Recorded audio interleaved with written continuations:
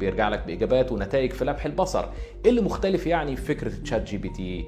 طيب هو عموما الفكره مختلفه خالص. مبدئيا جوجل محرك بحث، يعني تخيل كده انك عندك مكتبه كبيره ومش عارف توصل لكل المعلومات اللي فيها، وقررت تقرا كتاب عن الحرب العالميه الثانيه مثلا.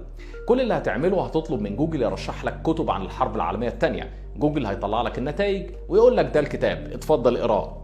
طبعا ده التصور البسيط لمحرك البحث بتاع جوجل، لكن الموضوع اكثر تعقيدا من المثال ده. لكن عموما خلينا نعتبره كده هي دي البدايه. اما بقى بالنسبه لتشات جي بي تي، سيادتك هتقول له لو سمحت يعني ممكن تقول لي المختصر المفيد اللي حصل في الحرب العالميه الثانيه؟ هيقول لك تمام. كتير استخدمت تشات جي بي تي عشان يحلوا واجباتهم او يكتبوا المقالات المطلوبه منهم في الجامعه.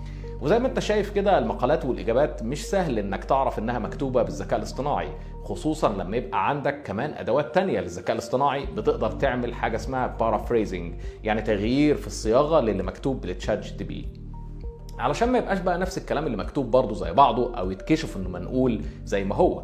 ودي صعبة الموضوع على الدكاترة والمدرسين في اكتشاف الواجبات اللي اتحلت بتشات جي بي تي. انت متخيل ده هيأثر على التعليم وعلى الطلبة وحتى الكتاب والمحررين في اماكن كتير جدا. يعني دلوقتي انت محتاج تخلي الطالب يحل الواجب قدامك عشان تصدق ان اللي هو اللي كاتبه مهزلة الحقيقة. في امريكا ودول كتير جدا بدات المدارس والجامعات تحجب موقع تشات جي بي تي علشان الطلبه ما يستخدموش في المدرسه، لكن تبقى المشكله